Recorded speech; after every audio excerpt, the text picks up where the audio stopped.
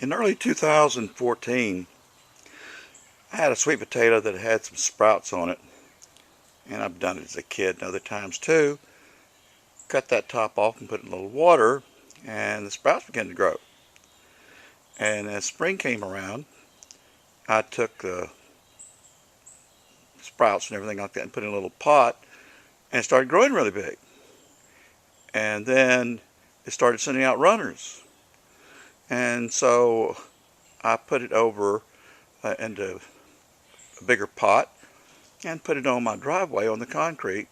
And as the runners came along, I'd add more pots. So there was 2 runners came off that one pot.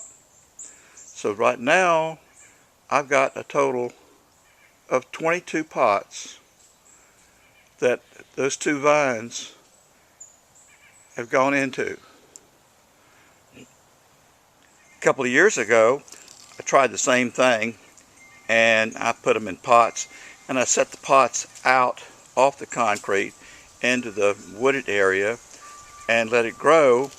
And I found out later on what happened. They sent out the vines to the side and went into the forested area, if you want to call it that, the green area with leaves and everything like that. And then at the end of that, when they sort of died back, there wasn't much any sweet potatoes. And the trees had sent roots up into the pots and completely crowded out the pots with those roots. So this year, when I did this time, as I said, I kept the pots on concrete so that could not happen. I don't know much about growing sweet potatoes, so I found somebody from the nursery that there's a guy there that grows sweet potatoes commercially, and he told me that I had to make sure I cut the vine going in each pot after it started growing, so it's like an independent pot.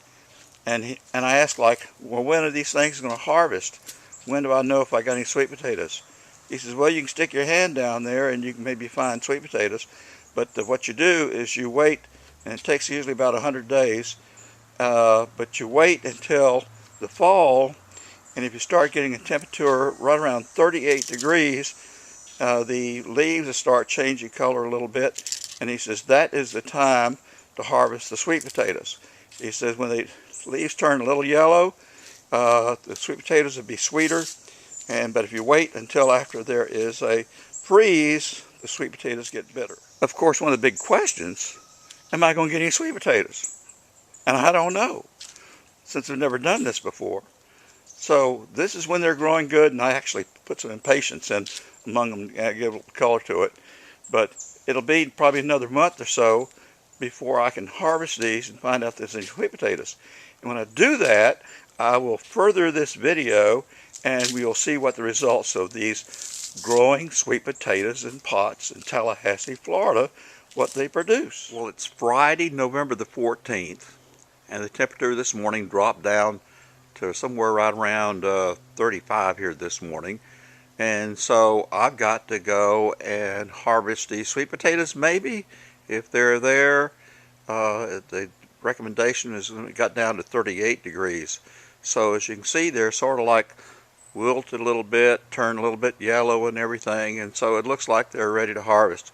So I'm going to do it, and then we'll see what we have.